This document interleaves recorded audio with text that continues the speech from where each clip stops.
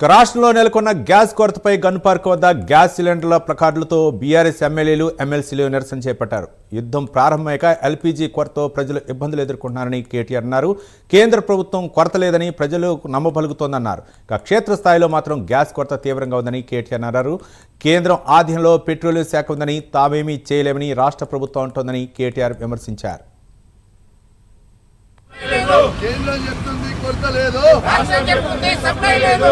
కేంద్రం చెప్తుంది కొరత లేదు, రాష్ట్రం చెప్తుంది సప్లై లేదు. ఏది నిజమో ఏది నిజమో రాష్ట్ర ప్రభుత్వం చెప్పాలి. ఏది నిజమో రాష్ట్ర ప్రభుత్వం చెప్పాలి. ఏది నిజమో రాష్ట్ర ప్రభుత్వం చెప్పాలి. కేంద్రం చెప్తుంది కొరత లేదు, రాష్ట్రం చెప్తుంది సప్లై లేదు. కేంద్రం చెప్తుంది కొరత లేదు, రాష్ట్రం చెప్తుంది సప్లై లేదు. గ్యాస్ కొరతపై గ్యాస్ సిలిండర్ల ప్లకార్డులతో బీఆర్ఎస్ అయితే నిరసన చేపట్టింది. ఈ నేపథ్యంలో ఒక పక్క కేంద్ర ప్రభుత్వం కొరత లేదని చెప్తుంది, రాష్ట్ర ప్రభుత్వం అయితే మాత్రం మాకు సంబంధం లేదంటుంది.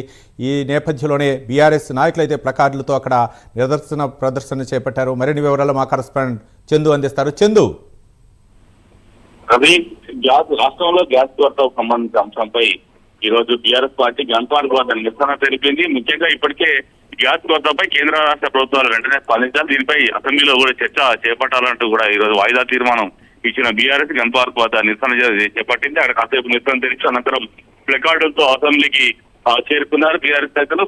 అసెంబ్లీ ఆవరణలో ప్లకార్డులు గ్యాస్ సిలిండర్ సంబంధించిన ప్లకార్డులు కూడా కొద్దిసేపు ఆందోళన చేసి అనంతరం అసెంబ్లీ లోపలికి వెళ్ళిపోయారు. అసలు గ్యాస్ సరఫరా సంబంధించి రాష్ట్రంలో చాలా ఇబ్బందికర పరిస్థితులు తలెత్తున్నాయి. ముఖ్యంగా వాణిజ్య సిలిండర్ల సప్లై కూడా ఆగిపోయింది. ఈ నేపథ్యంలో చాలా హోటల్స్, అదేవిధంగా చిరు వ్యాపారులు ఇబ్బందులు పడుతున్న పరిస్థితి, ముఖ్యంగా హాస్టల్ నిర్వాహకులు కూడా ఇబ్బందులు పడుతున్న పరిస్థితి కనిపిస్తోంది.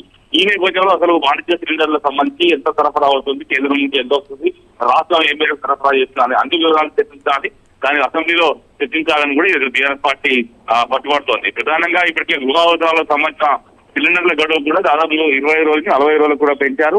ఈ క్రమంలో అక్కడక్కడ కొన్ని గ్యాస్ ఏజెన్సీలు కూడా బ్లాక్ మార్కెట్ కూడా తరలిస్తున్న పరిస్థితి కనిపిస్తుంది. సామాన్యుల సిలిండర్లు కూడా అందరినీ పరిస్థితి తలెత్తుతోంది. ఈ క్రమంలో ఈ అన్ని అంశాలపైన అసెంబ్లీ అదేవిధంగా జాతర మండలి రెండింటిలో కూడా చర్చించాలని కూడా బీఆర్ఎస్ పార్టీ పట్టుబడుతోంది. ఈ క్రమంలోనే ఈ రోజు గన్పార్క్ నిరసన తెలిపి అనంతరం అసెంబ్లీ ఆవరణలో నిరసన తెలిపి ఇప్పుడు అసెంబ్లీలో వాయిదా తీర్మానంపై చర్చకు పట్టుబడుతోంది. Ravi, right, thank you Chandu.